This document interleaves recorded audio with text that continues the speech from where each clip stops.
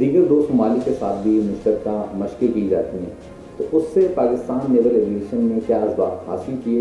اور کن کن چیلنجز کا سامنا بھی کرنا پڑا؟ دیکھیں، فورن کوآرڈینیشن اور کولیبریشن ہمیشہ سے کسی بھی ملک کی ترقی کی جو فورسز ہوتی ہیں ان کی بہتری کے لیے اپنی جو ہے ٹیکٹکس کو امپروو کرنے کے لیے ہمیشہ کارآمد ثابت ہوتی ہیں. تو اگر آپ دیکھیں جو ہمارا امن کا انیشیٹو ہے ہمارا پاکستان نیوی کا،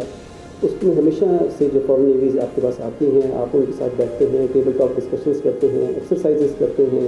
ان کے ساتھ سمندر میں جا کے مزید بحری مشقیں بھی کرتے ہیں. تو اس سے ہمیشہ ایک اچھی لرننگ کا موقع ملتا ہے، اپنے پروسیجرس کو ریفائن کرنے کا موقع ملتا ہے، اور جو آپ کے پاس ایکسپرٹیز موجود ہیں برادرانہ ممالک کو، دوست ممالک کو، ان سے شیئر کرنے کا موقع ملتا ہے. تو ابھی جب حال ہی میں پاکستان اور بھارت کی جب جنگ ہوئی تو اس میں بطور پاکستان نیوی ایویشن نے جو اپنی خدمات سے انجام دیں وہ کتنی اہمیت کے حامل تھیں اور کیا کیا اچیومنٹس آپ نے حاصل کی؟ اگر اس خاص طور پہ مارکہ حق کی آپ بات کریں تو اس میں آپ دیکھیں گے کہ پاکستان نیوی کی شپس مکمل اپنی طور پہ اپنی پوزیشنز پہ ڈپلائڈ تھے، پوائز تھے، ready to deter the enemy at all Times.